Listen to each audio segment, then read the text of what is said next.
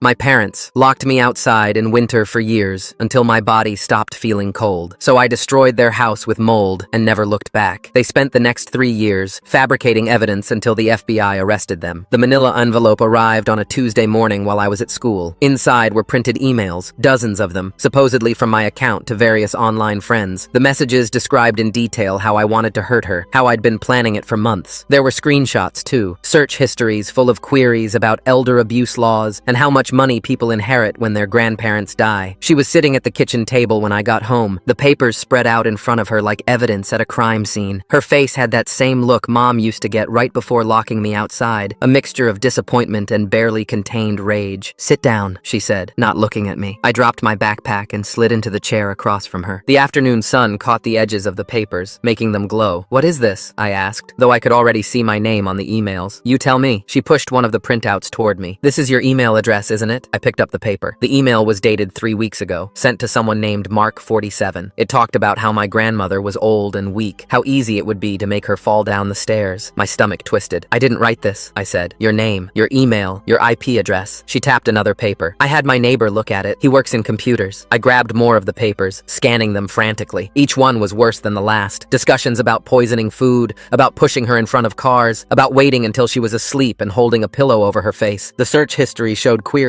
I'd never made about inheritance laws in our state, about how to contest wills, about what happens when grandparents die without other family. "Grandma, I swear I didn't do any of this. Someone made this up. Who would do that? Who even knows you live here?" The answer hit me like ice water. My parents. They'd been silent for 3 months, and I'd been stupid enough to think they'd given up. "Please, you have to believe me. Look at the fonts. They're not even consistent. And this timestamp here, that was when I was in school. You can check with my teachers." She stood up slowly, gathering the papers back into the envelope. "I need time to think about this. Grandma, go to your room." I spent the next 2 hours pacing, trying to figure out how to prove my innocence. The emails were good fakes, but there had to be flaws. I opened my laptop and logged into my actual email account, but of course there was no record of the messages. They'd been created completely outside my account. At dinner, my grandmother barely looked at me. She pushed food around her plate while I tried to eat, though every bite felt like sand. "I called your parents," she said finally. My fork clattered onto my plate. "What?" "They're very concerned about you. They said you've been showing signs of violence for years, that the whole mold thing was actually you trying to poison them." "That's insane. They locked me outside in winter. You know they did." "I know what you told me, but these emails, and your father sent me photos of the mold damage. He said you admitted to doing it on purpose, because they left me alone for a week. They went to Hawaii without me." She rubbed her temples. "I don't know what to believe anymore. Believe me, please. I've never lied to you. Haven't you? You told me you discovered your cold resistance by accident, but your mother says you trained yourself to withstand it so you could hurt people without them knowing." The room spun. They'd taken every truth and twisted it into something monstrous. "I need you to find somewhere else to stay," my grandmother said quietly. "I'll give you 2 days to make arrangements." "Grandma, please, 2 days. I'm sorry, but I can't have you in my house if there's even a chance these things are true." I called Camilla from my room, whispering so my grandmother wouldn't hear. Camilla and I had been friends since middle school, back when my parents still pretended to be normal. She was the only person who'd believed me about the abuse. "Of course you can stay here," she said immediately. "My mom won't mind. Pack your stuff and I'll have Tyler pick you up." Tyler was Camilla's older brother, home from college for spring break. He pulled up in his hit-up Honda an hour later, helped me load my bags without asking questions. My grandmother watched from the window but didn't come out to say goodbye. Camilla's house was warm and chaotic in the best way. Her mom, Nora, was making dinner when we arrived, the kitchen full of steam and the sound of something sizzling. Camilla hugged me tight while Tyler carried my bags upstairs. "You can share my room," Camilla said. "Mom already said it's fine." Nora turned from the stove, wiping her hands on her apron. "Of course it's fine. You stay as long as you need, honey." For 3 days, everything felt almost normal. I went to school, came back to Camilla's house, helped with dinner and homework. Tyler set up an air mattress in Camilla's room and even let me use his old laptop when mine started acting up. Then Nora got the first phone call. I was in the living room when her cell rang. She answered cheerfully, then her face changed. She looked at me, then walked into the kitchen, lowering her voice. I could still hear fragments. "Dangerous, and evidence, and concerned for my children." When she came back, she sat down across from me. "That was your father." My chest tightened. "What did he say?" "He sent me some very disturbing emails. Says you wrote them." "I didn't. I swear I didn't. They're faking everything." She studied my face. "He seemed very concerned. Said you've been violent before, that you hurt them with mold." Camilla came downstairs then, saw our faces. "What's going on?" "Nothing," Nora said quickly. "Just adult stuff." But I could see the doubt creeping into her eyes. That night at dinner, she watched me more carefully. When I helped clear the table, she made sure she was between me and the knife drawer. Camilla cornered me in her room later. "What did my mom mean about emails?" I showed her photos I'd taken of the papers at my grandmother's house. Camilla studied them, frowning. "This is so weird. Look at this font. It changes images halfway through the sentence. I know, but my grandmother wouldn't listen. Tyler, Camilla called. Come look at this. Tyler appeared in the doorway, still in his pajamas even though it was 8 p.m. He worked nights doing IT support and kept weird hours. What's up? Camilla showed him the photos. He squinted at her phone, then took it for a closer look. These are terrible fakes, he said. Look, the font changes here, and this timestamp format is wrong for Gmail. They used military time, but Gmail displays standard time with AM PM. Can you prove they're fake? I asked. Maybe. Send me the full images. I'll check the metadata. The next morning, I woke to Nora on the phone again. This time, she was in the hallway, not even trying to hide her conversation. Yes, I understand your concerns. No, nothing's happened yet. Yes, I have children to think about. At breakfast, she barely looked at me. Camilla tried to fill the silence with chatter about school, but it felt like trying to bail out a sinking boat with a teaspoon. I think it might be best if you found alternative arrangements, Nora said finally. Mom, Camilla protested. I'm sorry, honey, but I have to think about what's best for our family. She is family. She's my best friend. The decision is made. I started to stand, but Camilla grabbed my arm. No, if she goes, I go. Camilla, don't be dramatic. I'm not being dramatic. I'm being loyal. Something you taught me to be. Tyler walked in then, laptop under his arm. Before anyone goes anywhere, you need to see this. He set the laptop on the table, showing a detailed analysis of the email screenshots. These images were created 3 days ago, not 3 weeks ago like the emails claim. The metadata is all there. Someone used Photoshop to make these. Nora leaned in, studying the screen. You're certain? Completely. And there's more. The IP address they claim is hers? It's registered to a location in Arizona. Guess where her mom lives now? The room went quiet. Nora looked at me, then at the laptop, then back at me. Your parents made these? I nodded. They're trying to make sure I have nowhere to go. They want me back under their control. Over my dead body, Nora said, and I saw where Camilla got her fierce loyalty. You're staying here, and if they call again, I'm recording everything. But my parents were just getting started. The next day, I was called to the principal's office to find 2 police officers waiting. We need to ask you some questions about threats you allegedly made, one of them said. My father had filed a restraining order. He'd submitted the fake emails as evidence, claiming I'd threatened to burn down their new house in Arizona. The officers were professional but skeptical, especially when I explained about the mold and the cold resistance. So you admit to deliberately making your parents sick? One asked. They abused me. They locked me outside in winter. Do you have proof of that? I didn't. Just my word against theirs. And they had fake documents that looked official enough to get legal attention. The restraining order meant I couldn't go back to my old house to get my things. My birth certificate, social security card, all the documents I'd need for emancipation were in my old room. It also meant my parents could claim I was a runaway if I tried to live anywhere without their permission. Then they called my job. I worked part-time at a grocery store, saving money for college. My manager pulled me aside during my shift. I got a concerning call about you, he said. Your mother says you have violent tendencies. She's lying. She sent me some emails you allegedly wrote. They're disturbing. They're fake. I can prove it. He shook his head. I'm sorry, but I can't take that risk. I have to think about the other employees and customers. I was terminated that day. 2 months of saved wages. Gone. My plan to become independent. Derailed. Camilla found me crying behind the store. She'd biked over when I didn't answer my phone. This is insane, she said, hugging me. They can't do this. They're doing it, and it's working. No, we're going to fight back. Tyler's been looking into this more. He found something. Back at the house, Tyler showed us what he'd discovered. The metadata on the images revealed more than just creation dates. It showed the registered version of Photoshop used, traced to a computer with a specific ID. I did some digging, he said. This Photoshop license is registered to your dad's disability insurance company. He must have used a work computer. Can we prove it's his? Not definitively, but it's suspicious that fake documents about you were created on a computer owned by the company that pays your dad's disability checks. It was something, but not enough. My parents had escalated again. This time, they'd filed for conservatorship, claiming my unusual medical condition was actually a sign of severe mental illness. They want to institutionalize me, I said, reading the legal notice Nora had signed for. They're saying my Raynaud's syndrome is proof I'm delusional. That's ridiculous, Nora said. You have medical records, right? At the old house, which I can't go to because of the restraining order. This is insane, Camilla said. There has to be something we can do. Nora stood up. There is. We're getting you a lawyer. I can't afford. We'll figure it out. Tyler, call your Uncle Benjamin. He does family law. Benjamin was a small man with a big presence. He listened to my story without interrupting, occasionally jotting notes. When I finished, he leaned back in his chair. Your parents are using the system against you, he said. But they're also getting sloppy. Fake documents, suspicious timing, contradictory claims. We can work with this. I don't have money for a retainer. We'll work something out. Pro bono if necessary. I don't like bullies, especially parents who abuse the system to hurt their kids. He gave me homework. Write down everything I remembered about the abuse. Every date, every incident, every witness. Think about any physical evidence that might exist. That's when I remembered the journal. I kept a diary, I said suddenly. Hidden in the heating vent in my old room. It has everything. Dates, times, even photos. Photos? I used to take pictures of myself after they locked me out, to show how long I'd been outside. They're all time-stamped. Benjamin smiled for the first time. That's exactly what we need. But how do we get it with the restraining order? order. Camilla and Tyler exchanged glances. "Leave that to us," Tyler said. "I didn't ask for details." Plausible deniability, Tyler called it. All I knew was that 2 days later, he handed me my old journal. Dusty, but intact. "The house is being shown to buyers," he said. "Amazing how many people forget to lock windows when they're trying to sell." The journal was everything I remembered, and more. Years of careful documentation. Photos of me outside in the snow. Timestamps showing I'd been out there for hours. Detailed accounts of every punishment, every threat, every moment of calculated cruelty. Benjamin's eyes lit up as he flipped through it. "This changes everything. This is contemporary evidence. Hard to fake, easy to verify." The conservatorship hearing was set for the following week. My parents hired a lawyer with Dad's disability money, a sharp-dressed woman who specialized in mental health cases. They looked confident walking into the courtroom. I sat between Benjamin and Nora, Camilla and Tyler behind us in the gallery. My grandmother was there too, sitting in the back row, not meeting my eyes. My parents' lawyer went first. She presented the emails, the search histories, the restraining order. She painted a picture of a disturbed teenager with a dangerous fixation on cold and violence. She even had a psychological expert who'd never met me testify about how my claimed inability to feel cold was clearly a delusion. "The minor needs help," she concluded. "Intensive psychiatric help that only a controlled environment can provide." Then it was Benjamin's turn. He started with Tyler's analysis, showing how the emails were fabricated. The prosecution objected, saying Tyler wasn't a qualified expert, but Benjamin had come prepared. He'd brought in a certified forensic analyst who confirmed everything Tyler had found. "These documents were created after the minor had already left the family home," the analyst testified. "The metadata is clear." Then Benjamin brought out the journal. "Your Honor, I'd like to submit this diary as evidence. It was kept contemporaneously by my client throughout her childhood." My mother's face went white when she saw it. She whispered urgently to her lawyer, but it was too late. Benjamin showed photo after photo. Me at 8, lips blue from cold. Me at 10, huddled on the porch in a thunderstorm. Me at 12, holding a timestamp showing I'd been locked out for 6 hours. "These photos' metadata can be verified," he said. "Unlike the prosecution's evidence, these are authentic, taken on the dates claimed." My parents' lawyer tried to object, saying the photos could be fake too, but Benjamin had saved the best for last. "Your Honor, I'd like to draw your attention to this particular photo. It was me at 13, the week they went to Hawaii. In the background, barely visible, was a newspaper blown against the fence. Benjamin had enlarged it. The date was clear, matching my journal entry exactly. This photo was taken during the week the minor's parents admit they left her alone to vacation in Hawaii," Benjamin said. "Note the timestamp. Note the weather conditions. Note that my client, a 13-year-old child, was locked outside her own home in January, while her parents enjoyed a tropical vacation." The courtroom was silent. The judge looked at my parents, then at their lawyer. "Do you have any explanation for this?" she asked. My mother broke. "She ruined everything!" Mom screamed, jumping to her feet. "That mold destroyed our lives. We had to sell the house. My health is ruined. His career is over. She did it on purpose to punish us, and she deserves to be punished back." The judge's gavel cracked like thunder. "Order!" But Mom wasn't done. "She's evil. She made us sick. She destroyed our home. All because we disciplined her. All because we tried to teach her respect." "By locking her outside in winter?" the judge asked quietly. "She could handle it. She liked the cold. She was showing off." Dad tried to pull her back down, but the damage was done. Their lawyer looked like she wanted to disappear into the floor. The judge didn't deliberate long. "I find no evidence of mental illness or danger to others from the minor," she said. "What I do find is a clear pattern of abuse, followed by an attempt to use the legal system to continue that abuse." She denied the conservatorship petition and went further. She granted my immediate emancipation, citing the extraordinary circumstances of my case. She also ordered an investigation into my parents for child abuse and filing false legal documents. "Furthermore," she said, looking directly at my parents, "any attempt to contact or harass the minor will be considered a violation of this order and will result in immediate arrest." We walked out of the courthouse into bright sunshine. I couldn't feel the warmth, but for once, that didn't matter. My grandmother was waiting by the doors. "I'm sorry," she said quietly. "I should have believed you." "They were convincing," I said. "They fooled a lot of people. Not your real family," Camilla said, linking her arm through mine. "We knew the truth." The aftermath came quickly. The investigation into my parents revealed they'd used Dad's work computer to create the fake documents, just as Tyler had suspected. Using company resources for personal fraud was a federal crime. Dad lost his disability benefits. Mom's health insurance dropped her for fraud when they learned she'd lied about the cause of her allergies. They were both convicted 6 months later. Child abuse, fraud, filing false reports, conspiracy. The judge gave them probation, but they had to register as child abusers, meaning they could never have custody of children again. I moved back with my grandmother. She helped me get my documents, get my job back, start preparing for college. The grocery store manager apologized and gave me a raise. Turns out he'd been getting suspicious when my parents kept calling with new accusations. I wrote my college essay about patience and evidence, about how abusers rely on disbelief and silence, about how documentation and truth can overcome even the most elaborate lies. I got a full scholarship to a state school with a good pre-law program program. At graduation, I wore a t-shirt under my gown while everyone else bundled up in coats. The local news did a fluff piece about the girl who couldn't feel cold, how I'd overcome adversity. They didn't mention the abuse or the trial. That was fine. Some stories don't need to be public. My grandmother framed two things that summer: my high school diploma and my emancipation papers. She hung them side by side in the hallway. "Evidence," she said when I asked why. "Proof that truth wins in the end." I touched the frames, thinking about all the evidence my parents had fabricated, all the lies they'd told. In the end, their own words had condemned them. The truth, preserved in a dusty journal hidden in a heating vent, had set me free. I still can't feel cold the way others do. My body remembers those nights on the porch, remembers adapting to survive. But I'm not broken. I'm proof that sometimes the best revenge isn't destroying someone else. Sometimes it's simply surviving long enough to tell the truth. The summer after graduation passed in a blur of college preparations and therapy sessions. My grandmother insisted on the therapy, and I didn't fight her. Dr. Martinez specialized in trauma recovery, and she helped me understand that my body's adaptation to cold was both a survival mechanism and a constant reminder of what I'd endured. "Your nervous system rewired itself," she explained during one session. "It's remarkable, really. Most people with Raynaud's experience pain and numbness. Your body found a different path." I was packing for college when the first letter arrived. No return address, just my name written in careful block letters. My grandmother brought it in from the mailbox, frowning. "Were you expecting anything?" I shook my head, tearing open the envelope. Inside was a single sheet of paper with one line: "You think you've won, but this isn't over." My hands didn't shake. After everything, an anonymous threat felt almost quaint. I showed it to my grandmother, who immediately called Benjamin. "Keep it," he advised over the phone. "Document everything. If more come, we'll file a police report." 3 more letters arrived that week. Each one escalated slightly. "You destroyed our lives. We know where you're going to college. You can't hide forever." The handwriting was disguised, but I knew it was them. The restraining order meant they couldn't contact me directly, but apparently anonymous letters fell into a gray area. Camilla helped me move into my dorm in August. Her parents drove us up in their minivan, Tyler following in his Honda with the overflow. My roommate, Victoria, seemed nice enough, pre-med major from 2 states away who kept her side of the room meticulously organized. "You're the girl from the news story," she said after Camilla's family left. "The one who can't feel cold." "That's me," I said, unpacking my clothes. "Must be useful in winter. Sometimes." I thought college would be a fresh start. New city, new people who didn't know my history. For the first month, it was. I threw myself into classes, joined study groups, even went to a few parties. My inability to feel cold became a party trick, holding ice cubes longer than anyone else, wearing shorts when everyone else bundled up. Then the emails started. Not to me. The restraining order covered electronic communication. Instead, they went to my professors. Anonymous tips about a dangerous student who had a history of violence and documented mental health issues. My biology professor, Dr. O'Catherine, called me to her office on a Thursday afternoon. "I received a concerning email about you," she said, gesturing for me to sit. Normally, I'd dismiss anonymous accusations, but it included some rather specific claims. My stomach dropped. "What kind of claims?" She turned her monitor toward me. The email was lengthy, detailing how I'd poisoned my family with toxic mold and fabricated evidence of abuse. It included attachments, the same fake emails my parents had created, but now with additional commentary about how I was a master manipulator who had fooled the legal system. "This is harassment," I said. "My parents." "Your parents?" Dr. O'Catherine leaned back. "The email claims to be from a concerned citizen. My parents are under a restraining order. They're not supposed to contact me or interfere with my life. They're doing this to sabotage my education." She studied me carefully. "Do you have proof of this restraining order?" I pulled up the court documents on my phone, showing her the judge's ruling. She read through them, her expression shifting from skepticism to concern. "I see," she said finally. "Well, I'll disregard the email, but you should know I'm not the only professor who received one." By the end of the week, every one of my professors had gotten similar emails. Some dismissed them immediately. Others grew wary, watching me more carefully during class. My chemistry professor started calling on me less. My English professor stopped making eye contact. I called Benjamin, who was furious. "This is a clear violation," he said. "We'll file a motion for contempt of court." But proving my parents sent the emails was nearly impossible. They'd learned from their mistakes. These new emails came from different IP addresses, probably public computers or libraries. The writing style was generic, careful to avoid any identifying phrases. The campus rumors started next. Somehow, word spread that I was the subject of anonymous warnings. Stories grew in the telling. By October, half the campus believed I'd tried to kill my parents. The other half thought I was some kind of victim turned vigilante. Victoria requested a room change. "It's nothing personal," she said while packing. "But my parents are worried. They saw the news stories and the news stories that cleared me of any wrongdoing. Still, they think it's better if I have a different roommate." She moved out that weekend. The housing office didn't assign me a new roommate. When I asked why, they cited ongoing concerns and the comfort of other students. I was isolated again, just like my parents wanted. Camila visited in November, taking the bus down for a weekend. She found me in my dorm room, surrounded by textbooks and empty coffee cups. You look terrible, she said, pulling me into a hug. Thanks, that's what I was going for. She spent the weekend trying to cheer me up. We went to movies, tried new restaurants, walked around campus. But everywhere we went, I felt eyes on me. Whispers followed us through the dining hall. Ignore them, Camila said. They don't know the truth. The truth doesn't matter if everyone believes the lies. My grades started slipping, not dramatically, but enough that my scholarship was in jeopardy. I met with my advisor, who suggested I take a lighter course load. Sometimes personal issues require us to slow down, she said carefully. There's no shame in taking an extra semester or two. I can't afford extra semesters. I need this scholarship. Then perhaps you should consider addressing the distractions in your life. I knew what she meant. Make the anonymous emails stop. Make the rumors go away. Make myself normal. The breaking point came in December, right before finals. I was studying in the library when campus security approached. We need you to come with us, one officer said quietly. Why? What's wrong? There's been a complaint. We need to check your dorm room. They escorted me across campus, students staring and pulling out their phones. In my room, they searched everything while I watched. They found nothing, because there was nothing to find. What was the complaint? I asked as they prepared to leave. Someone reported you might be creating hazardous materials, something about mold cultivation. My parents had escalated again. Now they were trying to get me expelled. I called Benjamin from the hallway while other students peered out their doors. This has to stop, I said. They're destroying my life all over again. We need proof it's them, he said. Without that, our hands are tied. Then I'll get proof. I spent winter break at my grandmother's house plotting. My parents thought they were clever, using public computers and anonymous emails. But they'd made one mistake. They were creatures of habit. Dad always woke up at 5:30 a.m., even on disability. Mom did her grocery shopping on Tuesday mornings. They were predictable, and predictability was a weakness. I couldn't approach them directly. The restraining order worked both ways, but Tyler had taught me about metadata and digital footprints. If I could catch them in the act of sending one of these emails, I'd have my proof. You're not seriously thinking of stalking them, Camila said when I explained my plan over video chat. Not stalking, investigating. There's a difference. A legal difference? I'll be careful. But careful wasn't enough. 2 weeks into the spring semester, I got a call from the dean's office. When I arrived, my parents' lawyer was sitting across from the dean, a folder thick with papers on the desk between them. Ms. Louisa here has brought some serious allegations to our attention, the dean said. His voice was neutral, but his eyes were cold. Let me guess, I said. Anonymous emails about my dangerous behavior? Not anonymous, the lawyer said smoothly. We have sworn affidavits from concerned citizens who've observed troubling behavior. She pulled out the papers. 3 affidavits from people I'd never heard of, all claiming to have seen me exhibiting threatening behavior and signs of mental instability. The descriptions were vague but damning. This is fabricated, I said, just like the emails they created before. That's a serious accusation, the lawyer said. Do you have proof these affidavits are false? Do you have proof they're real? Who are these people? How do they know me? The dean held up a hand. The university takes student safety seriously. We'll need to conduct a full investigation. While that investigation is ongoing, the lawyer added, we believe it would be prudent for the student to take a leave of absence. You want me to leave school based on fake accusations? No one's forcing you to leave, the dean said carefully. But given the serious nature of these allegations, it might be in everyone's best interest. I saw the trap. If I stayed, every minor mistake would be scrutinized. If I left, it would look like an admission of guilt. Either way, my parents won. I need to speak with my attorney, I said. Of course, you have 48 hours to provide a response. I walked out of the office in a daze. 3 years of freedom, and my parents had found a way to drag me back down. They couldn't lock me outside anymore, but they could lock me out of my own life. Benjamin was livid when I called him. Sworn affidavits? They're getting bolder. Can we challenge them? We can try, but it'll take time, and meanwhile you're losing a semester of school. I sat in my dorm room that night, staring at the walls. My parents had spent months planning this, creating a paper trail of concerned citizens and worried observers. They'd learned from their first attempt. This time, the lies were more sophisticated. My phone buzzed. Tyler, I found something, he said without preamble. Remember how I traced the Photoshop license before? I've been monitoring that computer's activity, and someone's been accessing it remotely. Late nights, early mornings. The access logs show a pattern. My heart raced. Can you prove it's them? Not definitively, but the access times match your dad's old schedule. 5:30 a.m. sharp every time. It was something, but not enough. I needed more. Tyler, those affidavits. Can you find anything about the people who signed them? Send me the names. I'll see what I can do. While Tyler worked his digital magic, I focused on damage control. I met with each of my professors, explaining the situation. Some were sympathetic. Others remained skeptical. Dr. O'Catherine surprised me by becoming an ally. I've seen this before, she said. Not exactly this, but parents who can't let go, who need to control their children even into adulthood. What can I do to help? Just don't believe the lies, I said. I deal in facts and evidence, she replied. Show me evidence, and I'll believe that. Tyler called back 2 days later, excitement in his voice. The 3 people who signed affidavits, they don't exist. What do you mean? The names are real, but they're stolen identities. One died 5 years ago. Another lives in Japan and has never been to the US. The third is in a nursing home with advanced dementia, so the affidavits are definitely fake, completely fabricated. But here's the interesting part. All 3 identities had their information compromised in the same data breach 2 years ago. Guess which company was breached? reached. My pulse quickened. Tell me, your dad's disability insurance company. The pieces clicked together. Dad had access to compromised identities through his work computer. He'd used them to create fake witnesses, probably figuring no one would check too deeply. Can you prove he accessed those specific records? Working on it. But this is good, right? This proves the affidavits are fake. It was more than good. It was the beginning of their undoing. I met with Benjamin the next morning, showing him everything Tyler had found. His eyes lit up as he reviewed the information. This is what we needed, he said. Identity theft, fraud, violation of a restraining order. Your parents just handed us everything. Is it enough to stop the university investigation? More than enough. But I think we should go further. They've escalated. It's time we did too. We filed a criminal complaint that afternoon. Identity theft across state lines made it a federal matter. The FBI wouldn't prioritize it immediately, but the complaint would start a paper trail. The dean wasn't happy when Benjamin presented our findings. You're saying these affidavits are completely fraudulent? The identities were stolen from a data breach, Benjamin explained. The real people either can't or didn't make these statements. It's a sophisticated fraud, but fraud nonetheless. The university dropped their investigation immediately. They couldn't afford to be associated with identity theft, but the damage was done. The rumors on campus intensified. I was now the girl whose parents tried to frame her. Some students sympathized. Others thought the whole thing was too bizarre to be real. I heard whispers everywhere I went. She must have really messed them up. Nobody's parents go that crazy without reason. I heard she poisoned them. I heard they tortured her. The truth was lost in the noise, which was exactly what my parents wanted. Spring break arrived with another surprise. My grandmother called, her voice shaking. I'm selling the house, she said. What? Why? I've been getting calls, anonymous ones. They describe things they'll do to me if I keep harboring a dangerous person. My blood ran cold. Grandma, it's them. You know it's them. I know, but I'm 73 years old. I can't live in fear. Don't let them win. It's not about winning. It's about peace. I'll get a condo in a secured building, somewhere with cameras and guards. Another victory for my parents. They'd driven me from my home, tried to drive me from school, and now they were driving away the one family member who'd stood by me. I spent spring break helping her pack, each box a small defeat. We found old photos, including some from before I was born. My parents looked young and happy, normal even. They weren't always like this, my grandmother said, studying a picture of my mom holding me as a baby. Something changed when you were about 5. They became obsessed with control. What happened when I was 5? She hesitated. You got sick, very sick. They thought they were going to lose you. After you recovered, they were different, paranoid, controlling, like they thought they could prevent anything bad from happening if they just controlled everything. So they locked me outside? I think in their minds, they were making you strong, preparing you for a harsh world. But somewhere along the way, it became about punishment instead of protection. It didn't excuse anything, but it was the first explanation that made sense. Their love had twisted into something toxic, and when I'd finally fought back, they couldn't accept it. The condo sale went through quickly. I helped my grandmother move into a 1-bedroom apartment in a building with security. It was nice enough, but it wasn't home. I'm sorry, I said as we unpacked her dishes. For what? For bringing this chaos into your life. She took my hands in hers. You didn't bring chaos. You brought truth. Sometimes truth is messy. I returned to school determined to finish the semester strong. My grades recovered slowly. I threw myself into studying, using academic success as armor against the whispers. Then Tyler called with urgent news. They made a mistake, he said. A big one. What kind of mistake? Remember how I was monitoring that work computer? Someone accessed it yesterday to create new documents, but this time, they forgot to use a VPN. I have their actual IP address, and it traces directly to your dad's brother's house, where your dad lives now. Finally, direct evidence linking my parents to the fraudulent documents. Benjamin was ecstatic when I told him. This is it, he said. This is what we need to prove pattern of harassment. With the identity theft charges already filed, this could mean serious jail time, but my parents weren't done. The next day, I woke to find my car vandalized. Nothing dramatic, just scratches along the side that spelled out liar. Campus security took a report, but without cameras in that section of the parking lot, there was no proof of who did it. Camila visited again that weekend, bringing Tyler with her. We sat in my dorm room strategizing. They're getting desperate, Tyler said. The vandalism is risky. They're making mistakes. Or they're escalating towards something worse, Camila worried. I stared at the scratches on my car through the window. My parents had taken so much from me. My childhood, my sense of security, my college experience, but they hadn't taken my resilience. Let them escalate, I said. I survived 18 years of their abuse. I can survive this too. Tyler pulled out his laptop. I've been thinking. They're using technology against you, but they don't really understand it. What if we use that against them? What do you mean? They think they're anonymous when they send these emails and create these documents, but they're leaving digital footprints everywhere. We just need to collect them all in one place. He showed us a program he'd written. It aggregated data from multiple sources, email headers, document metadata, IP logs, even social media posts. When compiled, it created a clear pattern of behavior. This is like a digital fingerprint, he explained. Each action they take adds to the pattern. Eventually, it becomes undeniable. Is this legal? Camila asked. All public information, Tyler assured her. I'm just organizing what's already out there. We spent the weekend adding data to the program. Every email to my professors, every fraudulent document, every timestamp. The pattern pattern that emerged was damning. Look at this. Tyler pointed to a cluster of activity. Every major escalation happens right after you achieve something. You get into college, they send the first letters. You make Dean's List, they contact your professors. You fight back, they file false affidavits. They can't stand to see me succeed, I realized. More than that, Camilla said. They need you to need them. Every time you prove you don't, they attack. The revelation was both clarifying and terrifying. My parents weren't just angry about the mold or the house. They were angry that I'd survived without them, that I'd thrived despite them. My phone rang. Benjamin, are you sitting down? He asked. Should I be? The FBI responded to our complaint. They're opening an investigation into the identity theft. They want to interview you next week. Relief flooded through me. Finally, authorities who could do something. There's more, Benjamin continued. Your parents must have gotten wind of it. They've hired a new lawyer, a big firm this time. How can they afford that? I'm wondering the same thing. Be careful. Big firms mean big tactics. The FBI interview was straightforward. Two agents, McCatherine and McJonathan, took my statement in a small office downtown. They'd already reviewed the evidence Benjamin had submitted. This is an unusual case, Agent McCatherine said. Parents don't typically go to these lengths. My parents aren't typical, I replied. We've seen the pattern of behavior. What we need to understand is motive. Why do you think they're doing this? I thought about my grandmother's words. Control. They need to control me. And when they couldn't physically anymore, they found other ways. Agent McJonathan nodded. We've seen similar patterns in stalking cases. The escalation concerns us. You think they'll do something worse? People who feel cornered often do. We're going to recommend increased monitoring of their activities. I left the interview feeling both validated and worried. If the FBI was concerned about escalation, what did that mean for my safety? The answer came 2 weeks later. I was walking back from the library when I noticed a car following me. Not obviously. It stayed back, turned when I turned, always keeping distance. But it was there. I ducked into a coffee shop and called campus security. By the time they arrived, the car was gone. But I'd gotten a partial plate number. Tyler ran it through his databases that night. It's a rental, he said. Paid for in cash. But the rental agreement, the handwriting looks familiar. He pulled up an image. The signature was disguised, but certain letters had distinctive loops. We compared it to documents we knew my dad had signed. It's him, I said. He's here. He's watching me. This violates the restraining order, Camilla said. He can be arrested for this. But when campus security pulled the footage, the car was always just far enough away to claim coincidence, never close enough to prove stalking. My parents had learned to skirt the edges of the law. I started varying my routes, checking over my shoulder, carrying pepper spray. The familiar hypervigilance from childhood returned. Every stranger could be a threat. Every car could be them. Finals week arrived with a new challenge. I walked into my chemistry exam to find a note on my assigned seat. Drop out now, or we'll make you. I showed it to the professor, who was alarmed enough to let me take the exam in her office. But the damage was done. My concentration was shot. I barely finished in time. More notes appeared. In my mailbox, under my dorm door, tucked into my car windshield. Always the same message. Leave school or face consequences. Benjamin filed for an emergency protective order, but the judge wanted proof the notes came from my parents. The handwriting is disguised, she said. Without concrete evidence linking them to these threats, I can't expand the existing order. I was trapped in a legal limbo. Everyone knew it was them, but knowing and proving were different things. Then Victoria called. My former roommate sounded nervous. I got a letter, she said, about you. It says if I don't provide a statement about your unstable behavior, they'll release information about my family. What information? My dad had an affair years ago. Somehow they know about it. They have photos. My parents had crossed a new line. They were blackmailing other students to build their case against me. Don't do it, I told her. This is extortion. We need to go to the police. I can't. If this gets out, it'll destroy my family. Victoria, they're criminals. They're only going to escalate. But she was too scared. She hung up and didn't answer when I called back. How many others had they contacted? How many students were being pressured to lie about me? The answer came during finals week. The dean called another meeting. This time, he had 7 sworn statements from students claiming I'd exhibited threatening behavior. This is a pattern we can't ignore, he said. Benjamin was with me this time. Have you verified these students' claims? Have you asked why they all came forward at the same time? Students often find courage in numbers, the dean replied. Or they're being coerced, Benjamin shot back. We have evidence that at least one student was blackmailed into providing a statement. The dean's expression shifted. That's a serious accusation. This entire situation is serious. My client is being systematically harassed by parents who've already been found guilty of abuse. The university is being used as a weapon against her. If you have proof of blackmail, we're gathering it, Benjamin said. In the meantime, any action against my client based on these suspicious statements would be premature and potentially legally actionable. The threat of a lawsuit made the dean pause. We'll suspend any decisions pending your evidence. Another temporary reprieve. But I was exhausted. Every day brought new battles, new lies to fight. My parents had unlimited time and apparently unlimited resources to destroy me. Where are they getting the money? I asked Benjamin as we left the meeting. That's what I'm trying to find out. The paper trail is complex, but I think they're being funded by someone else. Who would fund this? That's the million-dollar question. Tyler had been digging into my parents' finances. What he found was disturbing. Your dad's brother sold his house 6 months ago, he reported. Got way more than market value. The buyer was a shell shell company that traces back to a law firm. The same firm representing them? Bingo. They're essentially funding your parents' harassment campaign in exchange for something. For what? Tyler pulled up more documents. The firm specializes in cases involving unusual medical conditions. They've been collecting data on rare adaptations to trauma. My blood chilled. They're using me as a case study? It looks like it. Your condition, the inability to feel cold, it's medically unique. If they can prove you're mentally unstable, they can argue the condition is psychological, not physical, and use that in other cases to discredit abuse victims with trauma adaptations. Benjamin finished. This is bigger than just your parents' vendetta. The revelation changed everything. I wasn't just fighting my parents anymore. I was fighting a legal firm that saw me as a test case, a way to invalidate trauma responses in future lawsuits. We need to go public, Camilla said when I told her. People need to know what's happening. No, I said. That's what they want. If I go public, they'll use it as evidence of instability. Look how paranoid she is, thinking there's a conspiracy against her. So what do? We gather evidence, we document everything, and we wait for them to make a mistake they can't explain away. The mistake came sooner than expected. In their eagerness to pressure more students, my parents had gotten sloppy. They'd sent blackmail letters to 5 more students, all from the same post office, all on the same day. One of those students was Jonah McJonathan, a computer science major who'd taken Tyler's cybersecurity class the previous semester. Instead of being intimidated, he was intrigued. This is textbook social engineering, he told me when we met. But they messed up. They used the same printer for all the letters. Printers leave microscopic identifying marks. He'd kept his letter and convinced 2 other recipients to share theirs. Tyler analyzed them and confirmed they'd all come from the same machine. Now we just need to find that printer, Tyler said. It took a week of detective work, but Jonah found it. A print shop 6 blocks from where my dad's brother lived. The owner remembered Dad because he'd paid in cash and acted nervous. He said he was printing flyers for a lost dog, the owner told us. But the way he was acting, I knew something was off. We had him. Direct evidence linking my parents to the blackmail letters. Benjamin filed criminal charges immediately. The FBI moved fast after that. The blackmail crossed state lines, making it federal. They arrested both my parents on a Thursday morning, pulling Dad from his brother's house and Mom from her apartment in Arizona. The law firm tried to distance themselves immediately, claiming they had no knowledge of their client's illegal activities. But the money trail Tyler had uncovered suggested otherwise. I watched the news coverage from my dorm room, feeling numb. After 2 years of harassment, it was ending where it had started, with my parents facing consequences for their actions. But the damage was done. My college experience was tainted. My reputation was in shambles. My grandmother had been driven from her home. The victory felt hollow. It's not over, Benjamin warned. They'll make bail. The trial could take years, and that law firm isn't going away. He was right. My parents posted bail within days, though the conditions were strict. No contact with me, no computer access, no leaving the state. But I knew they'd find ways around the restrictions. They always did. The university, embarrassed by the scandal, offered me a deal. Transfer to their sister campus in another state. Full scholarship. Fresh start. All I had to do was sign a non-disclosure agreement about the harassment. They want to buy your silence, Camilla said when I told her. Maybe silence is what I need, I replied. A chance to disappear, start over where they can't find me. Running away isn't winning. Neither is staying and fighting forever. I had a week to decide. Transfer and hide, or stay and fight. Both options felt like losing. The decision was made for me when I returned to my dorm to find my door slightly open. Nothing was missing, but everything had been moved slightly. My papers reorganized, my laptop in a different position, my clothes refolded. Someone had been in my room, someone who wanted me to know they'd been there. Campus security found no evidence of forced entry. The key card logs showed only my access, but I knew. My parents had found a way in, restraining order or not. That's it, I told Benjamin. I'm taking the transfer. You're letting them win. No, I'm choosing to survive. There's a difference. I spent my last week on campus saying goodbyes. My professors understood. Dr. O'Catherine even wrote me a glowing recommendation for the transfer. Don't let them define you, she said. Your adaptation to cold isn't the most remarkable thing about you. Your resilience is. Tyler and Camilla helped me pack. We didn't talk about the future, about how the distance would change our friendship. Some things were too painful to voice. My grandmother drove me to the airport. We sat in the departure lounge, watching planes take off. I'm proud of you, she said, for running away, for surviving, for knowing when to fight and when to find peace. That's wisdom. It feels like cowardice. Cowardice would be letting them destroy you. You're not destroyed. You're regrouping. My flight was called. I hugged her goodbye, promising to call when I landed. As I walked toward the gate, I felt the familiar chill of air conditioning that I couldn't really feel. My body's adaptation had saved me once. Now I was hoping distance would do the same. But I knew, deep down, that geography wouldn't stop my parents. They'd spent 2 years proving that their reach extended far beyond physical proximity. The transfer was just a pause, not an ending. As the plane lifted off, I pressed my face to the window, watching my old life shrink below. Somewhere down there, my parents were planning their next move. The law firm was strategizing. The truth was being twisted into new shapes, but I was done being their victim. The next chapter would be different. I'd learned their tactics, understood their patterns. I had allies those who believed in me and evidence that proved my truth. The war wasn't over. It was just moving to a new battlefield, and this time, I'd be ready. The new campus was smaller, tucked into mountains 3 states away. I'd picked it specifically because the law firm had no presence there, no connections, no influence, no way to manipulate the system against me. My new roommate, Vita, was studying forestry. She spent most nights in the lab or out doing field research, which suited me fine. I kept my head down, attended classes, avoided making waves. For 2 weeks, it worked. Then I got a text from Tyler. "Check your email, now." I opened my laptop to find a message from him with attachments. Screenshots of a new website. The truth about Cold Girl. My stomach dropped as I scrolled through it. The site was sophisticated, professional design, SEO optimized, already ranking on the first page of search results for my name. It contained every piece of fabricated evidence my parents had created, presented as fact. The fake emails, the doctored screenshots, even transcripts of the anonymous tips to my professors. But they'd added new content. Photos of me from campus, clearly taken without my knowledge. A section called Victim Stories, with anonymous accounts from people claiming I'd threatened them. Links to psychology articles about cold psychopathy and temperature delusions. Tyler called while I was still reading. "I'm trying to get it taken down," he said, "but it's hosted offshore. Multiple mirrors. They've made it nearly impossible to remove." "How did they even know where I am?" "Your transfer paperwork. It's technically public record. They must have been watching for it." I closed my laptop, fighting the urge to throw it across the room. Even 3 states away, they'd found me. Even with criminal charges pending, they were escalating. Benjamin called next, equally furious. "This is witness intimidation," he said. "They're trying to poison any potential jury pool. I'm filing for an emergency injunction. Will it work? Honestly, probably not. First Amendment protections are strong, unless we can prove the content is false and defamatory." "It is false and defamatory. I know that. You know that. But legally, they're presenting it as opinion and interpretation. It's carefully worded to avoid outright lies." I hung up and sat in my empty dorm room, staring at the walls. The website would follow me forever. Any employer, any friend, any potential romantic partner who Googled my name would find it. Camila texted me screenshots from social media. The website was being shared in student groups at my old university. People were commenting, arguing about whether I was victim or villain. My story had become entertainment. I couldn't focus in class the next day. Every student with a laptop made me paranoid. Were they looking at the website, reading the lies, forming opinions about me based on my parents' fiction? Dr. McCatherine, my new chemistry professor, asked me to stay after class. "I received an interesting email this morning," she said, "about a student with a dangerous history. It included a link to a rather elaborate website." My heart sank. "I can explain." "No need. I've seen smear campaigns before. The question is, what are you going to do about it?" "What can I do? It's hosted offshore. It's protected speech. I'm just supposed to live with it." She leaned against her desk, studying me. "You know what I find interesting? The website focuses entirely on your supposed mental instability. But you're here, functioning, succeeding in a demanding chemistry program. Actions speak louder than websites." It was a small comfort, but I held on to it. Actions over words, evidence over lies. That night, I got an email from an address I didn't recognize. The subject line made my blood run cold. "We know where you are." The message was simple. "Transfer didn't help. Drop out or we escalate. You have 1 week." Attached was a photo of me walking to class that morning, taken from maybe 50 feet away, zoomed in. The metadata had been scrubbed, but the message was clear. They were watching. I forwarded it to Benjamin and filed a report with campus security. They promised to increase patrols, but we all knew it was meaningless. My parents had proven they could operate from a distance. Tyler worked through the night trying to trace the email. "It's bounced through a dozen proxies," he reported. "But I found something interesting. The photo was taken with a specific model of camera. High-end, not a phone. Professional equipment." So your parents don't know anything about photography. Someone else took this, the law firm. They were funding more than just legal fees. They'd hired someone to watch me, document my movements, build their case that I was unstable and paranoid. Except I wasn't paranoid if they were actually following me. I started carrying a camera of my own, taking photos of anyone who seemed to be watching me. Campus security thought I was overreacting, but I didn't care. If they were documenting me, I'd document them right back. 3 days into my 1-week deadline, Jonah called with news. "Remember how I kept the blackmail letter? I had a friend in the chemistry department run some tests. The paper has trace amounts of a specific hand lotion, prescription strength for severe eczema. My mom has eczema," I said, pulse quickening. "I know. And here's the kicker. This particular prescription is only available in 3 states. Arizona is one of them." It was another piece of evidence, another link in the chain. But would it be enough? The website updated daily with new content. Concerned citizens shared stories about encountering me. A whole section devoted to analyzing my cold delusion appeared, complete with fake expert commentary. My grades started slipping again, not from the harassment directly, but from the time I spent documenting everything, building my counter case, trying to stay 1 step ahead. Then Victoria called again. This time, she was crying. "They did it," she sobbed. "They sent the photos to my mom about my dad's affair. My parents are getting divorced because of this." "Victoria, I'm so sorry. I'm going to testify," she interrupted. "I don't care anymore. They destroyed my family. I'm going to tell everyone how they blackmailed me. It was a breakthrough, but at a terrible cost. My parents had destroyed another family just to get to me. The next day, 2 more students came forward. They'd received similar blackmail attempts and had kept the letters. One had even recorded a phone call where a woman matching my mother's voice threatened to expose his academic misconduct if he didn't provide a statement against me. Benjamin compiled everything into a massive filing. "This is it," he said. "This proves systematic harassment, witness tampering, and conspiracy. No judge can ignore this." But my parents had one more card to play. I woke up on day 6 of their deadline to find my dorm room door slightly open again. This time, something was different. A single piece of paper lay on my desk, placed precisely in the center. It was a photo of my grandmother, recent, based on her clothes, taken outside her new apartment building. At the bottom, someone had written, "She looks fragile. Accidents happen." I called her immediately, hands shaking. "I'm fine," she assured me. "But yes, I've noticed someone hanging around. I've informed building security. You need to leave. Stay with a friend. Go on a trip. Something. I'm not running from them anymore. Neither should you." But the threat was clear. They'd escalated from destroying my reputation to threatening physical harm. Not to me. They knew I could handle cold, handle pain, but to the one person I couldn't protect from a distance. I called Benjamin. "They threatened my grandmother. Forward me everything." This changes the game. Threatening elderly relatives is something judges take very seriously. I spent that night on the phone with Tyler and Camilla, planning. If my parents wanted to escalate, we'd be ready. Tyler had been building a comprehensive digital case file. Camilla had been organizing support from other students who'd been threatened. "We go on offense," Tyler said. "They think you're alone and scared. Show them you're not." The next morning, day 7 of their deadline, I did something they didn't expect. I went to class. I took my chemistry exam. I submitted my lab report. I lived my life. The email came that afternoon. "You were warned. Now face the consequences." Within an hour, the website had updated with new content. Photoshopped images of me that looked real enough to fool anyone who didn't look closely. Fabricated police reports from towns I'd never visited. A whole narrative painting me as a dangerous drifter who left destruction in my wake. But we were ready. Tyler launched our countersite within minutes. Clean, simple, factual. It contained every piece of real evidence we'd collected. The journal photos, the blackmail letters, the recorded phone calls, the identity theft proof, everything. We didn't editorialize. We just presented facts, documents, recordings, metadata. Let people draw their own conclusions. The law firm responded within hours, sending cease and desist letters. Benjamin fired back with his own legal threats. The battle moved from the shadows into the open. Then Agent McCatherine called. "We've been monitoring the situation," she said. "The website, the threats, all of it. We're accelerating our investigation. Can you come in tomorrow?" I drove 3 hours to the FBI field office, bringing boxes of evidence. The interview lasted 6 hours. They wanted everything. Every email, every photo, every timestamp. "Your parents made a mistake threatening your grandmother," Agent McJonathan said. "Elder abuse is a federal crime. Combined with the identity theft and wire fraud charges, they're looking at serious time." "What about the law firm?" "That's complicated, but the money trail Tyler uncovered is interesting. We're looking into it." I drove back to campus feeling something I hadn't felt in months. Hope. Real investigations were happening. Real consequences were coming. But my parents had one final play. I arrived back to find my car vandalized again. This time it wasn't just scratches. The windows were shattered, the tires slashed, and painted across the hood in red. "Drop out or drop dead." Campus security called the real police this time. The threat was too explicit to ignore. They found security footage from a nearby building, grainy, but clear enough to show 2 figures, one matching my father's build. "It's not definitive," the officer said, "but combined with everything else," Benjamin called while I was still giving my statement. "They violated bail conditions. Being on your campus, vandalizing property, making threats. The judge revoked their bail. They're being arrested as we speak." I sat on the curb next to my destroyed car, feeling numb. After 3 years of escalation, it was ending with them behind bars. Camilla and Tyler drove through the night to be with me. We sat in my dorm room, watching news reports on Tyler's laptop. Both my parents had been arrested. Mom at a grocery store, Dad at his brother's house. They were being held without bail pending trial. "It's over," Camilla said. "No," I replied. "It's just beginning. Trials, testimony, years of legal battles. But they can't hurt you anymore." I thought about the website. Still live, still spreading lies. The law firm, still operating, still building their case. The damage to my reputation that might never heal. "They already have," I said. But that night, for the first time in years, I slept without checking my locks 3 times, without jumping at every sound, without wondering what fresh hell tomorrow would bring. My parents were in jail. Their campaign of terror had finally crossed too many lines. The system they'd tried to manipulate had turned against them. I still couldn't feel cold the way others did. My body still carried the adaptation from all those nights locked outside. But I'd developed other adaptations too. Hypervigilance, documentation instincts, the ability to spot lies in metadata. The trial was set for 6 months out. Benjamin warned it would be brutal. They'd attack my character, try to justify their actions, paint me as the villain one more time. But I had something they didn't. Truth. Documented, verified, backed up in triplicate. Every photo time-stamped, every threat recorded, every lie exposed. exposed. I changed my major to pre-law with a focus on cybersecurity. If I was going to spend years fighting legal battles, I might as well learn the system from the inside. Dr. McCatherine wrote me a recommendation. Your resilience in the face of systematic harassment demonstrates the kind of strength the legal profession needs, she wrote. Tyler helped me build a new security system. Encrypted communications, anonymous browsing, digital footprint minimization. If anyone tried to track me again, they'd find only what I wanted them to find. Camila started a support group for harassment victims at her school. Within a month, she had dozens of members. Turns out my story wasn't unique, just more extreme than most. My grandmother moved again, this time to a senior community with serious security, gated entrance, camera systems, background checks for all visitors. She joked that it was like living in a fortress, but I heard the relief in her voice. The website stayed up, but our counter-site gained traction. Journalists started investigating. The law firm's other cases came under scrutiny. Turns out they had a pattern of funding harassment campaigns against abuse victims. 3 months into the new semester, I got a call from Victoria. I wanted you to know, my parents are working things out, she said, and I'm testifying at the trial. So are 6 other students they blackmailed. I'm sorry you got dragged into this. I'm not. It taught me to stand up to bullies, even when they're someone's parents. The trial date approached. I spent winter break preparing with Benjamin, going over every piece of evidence, every timeline, every photo. My parents had hired new lawyers, but their options were limited from jail. A week before the trial, the law firm suddenly withdrew from the case. Tyler's investigation had prompted a federal probe into their practices. They were too busy saving themselves to fund my parents' defense anymore. My parents' new public defenders reached out about a plea deal. Benjamin laughed when he told me the terms they proposed. They want probation and a promise from you not to pursue civil charges, he said. They're dreaming. What do you recommend? Trial. Let them face what they've done in open court. Let 12 jurors see the evidence. Let it all be public record. I thought about all the nights locked outside, all the lies they'd spread, all the damage they'd done. Part of me wanted to take a deal, just to end it. But that's what they were counting on, that I'd choose peace over justice. Trial, I said. The news covered jury selection. My story had become regional news. Parents who weaponize the internet against their daughter face federal charges. The headlines were sensational, but at least they were accurate. I returned to campus for spring semester changed, still unable to feel cold, but no longer afraid. My parents' worst had come and gone. I'd survived it all. The trial started on a Monday in March. I sat in the gallery, not required to be there, but needing to see it. My parents in orange jumpsuits, looking smaller than I remembered. They didn't look at me. The prosecution laid out the case methodically. Evidence of abuse going back to my childhood. The journal, the photos, the escalation after I left, the fake documents, the blackmail, the threats. When they showed the photo of 8-year-old me locked outside in winter, several jurors looked sick. When they played the recording of my mother threatening Victoria, one juror wiped away tears. My parents' defense was predictable. They were concerned parents. I was troubled. They'd gone too far, but only out of love. The fake documents were misguided attempts to get me help. Then the prosecution showed the website. Every lie cataloged. Every photoshopped image exposed. The money trail from the law firm laid bare. On day 3, I testified. Benjamin had prepared me, but sitting in that chair, looking at the people who'd raised me and then tried to destroy me, was harder than I'd expected. I told the truth, simply, clearly, without embellishment. The abuse, the cold, the mold, the campaign of harassment. I let the evidence speak for itself. My mother's lawyer tried to paint me as vindictive. You destroyed their house with mold, didn't you? I made them experience a fraction of what they put me through, I said. They locked a child outside in winter. I made their house uncomfortable. There's a difference. You admit to deliberately making them sick? I admit to defending myself the only way I could. The jury deliberated for 6 hours. Guilty on all counts. Identity theft, wire fraud, witness tampering, conspiracy, elder abuse for threatening my grandmother. The judge sentenced them to 5 years each. Real prison, not minimum security. They'd serve at least 3 with good behavior. As they were led away, my mother finally looked at me. No apology in her eyes, just rage that I'd won.